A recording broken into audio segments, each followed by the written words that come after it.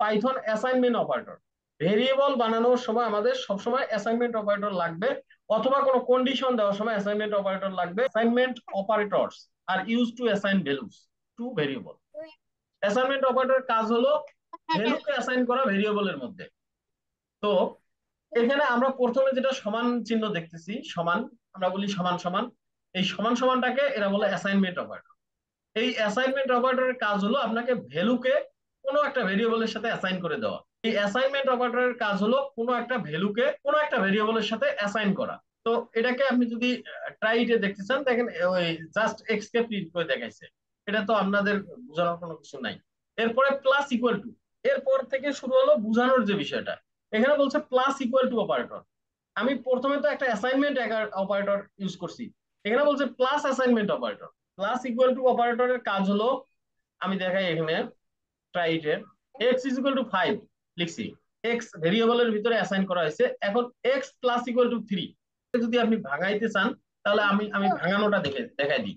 এই যে এক্স সমান সমান 5 লিখছে, কিভাবে তারা করছে, এক্স ইজ ইকুয়াল টু 5, এখন লিখছে x is equal to x plus 3।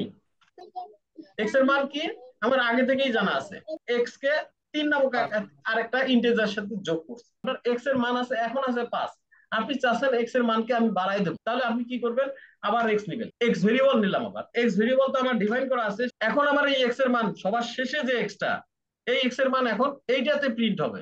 এখন এক্স এর মান কত হবে জানেন, 5 আর 3 8, তাহলে 108। এই হলো বিষয়, 108 হলো না রেজাল্টটা। এখন আমি এখানে যেটা বলতে চাচ্ছি সেটা হলো, এই যে x is equal to x plus 3, এটাকে তারা শর্টে লিখতেছে কিভাবে, প্লাস ইকুয়াল টু 3 দিছে জাস্ট। এখন আপনাকে বুঝে নিতে হবে কি, এখানে আছে এক্স সমান সমান এক্স প্লাস 3, এটা বুঝে নিতে হবে। মাইনাসের ক্ষেত্রে কি হবে, মাইনাসের ক্ষেত্রে আপনাকে এখানে জাস্ট দিয়ে দিতে হবে মাইনাস, আর এখানে আমার হবে কি just minus operator. Minus equal, এই এক্স কে যদি আপনি এখন প্রিন্ট দেন 196, এটাই হওয়ার কথা ছিল। যাক, বিষয়টা ক্লিয়ার। প্লাস ইকুয়াল টু দেখাইছি, মাইনাস ইকুয়াল টু দেখাইছি। এখন সেম ওয়েতে এই multiplication equal to divide equal to same ওয়েতে হবে। তারপর মাল্টিপ্লিকেশন ইকুয়াল টু এটাকে ট্রাই দিয়ে দেয়, দেখেন এক্স, আমার 5 হলো এক্স ভেরিয়েবলের মান, আর এখানে এটাকে ডাইরেক্ট লিখে দিছে এক্স মাল্টিপ্লিকেশন ইকুয়াল টু 3।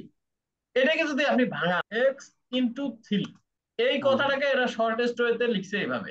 প্লাসের ক্ষেত্রে এখানে প্লাস দিবেন, মাইনাসের ক্ষেত্রে এখানে মাইনাস দিবেন, এতটুকু। মাল্টিপ্লিকেশন ইকুয়াল টু 3 দিছি মানে আমার এই এক্স এর সাথেই তুমি আবার 3 কে গুণ করো, এই এক্স বলতে উপরে যে এক্স ভেরিয়েবলটা আছে এই এক্স এর সাথেই আবার 3 কে গুণ করো। প্লাসের ক্ষেত্রে এই এক্স এর সাথেই আমাকে আবার প্লাস 3 করো, এইভাবে বিষয়টা ভাবতে হবে। তারপর হলো ডিভাইড, ডিভাইড ইকুয়াল টু, যে ট্রাইটা আছে সেটাও দেখি চরিত্রে করছে। বারবার লেখার তো দরকার নেই, x equal to x divided by 3, এটা লেখার তো দরকার নেই। ওরা করছে কি x divide equal to 3 direct লিখে দিছে, শেষ। এটা সে অঙ্কটা সে নিজে নিজে করে ফেলছে, এই হলো বিষয়। তারপরে হলো মডুলাস ইকুয়াল টু। মডুলাস, এটা ওই যে অবশিষ্ট আছে না, 3 দিয়ে 5কে যে ভাগ করতেছি, হ্যাঁ, হ্যাঁ হ্যাঁ দিয়ে যে আমার অবশিষ্ট যে 2 থাকতেছে, মানে হচ্ছে আপনার ভগ্নাংশ যে থাকছে, হ্যাঁ ওই হ্যাঁ, রেজাল্টটা এখানে শো করতেছে। 100% রাইট। মডুলাস হলো ভাগশেষ। আচ্ছা, হ্যাঁ।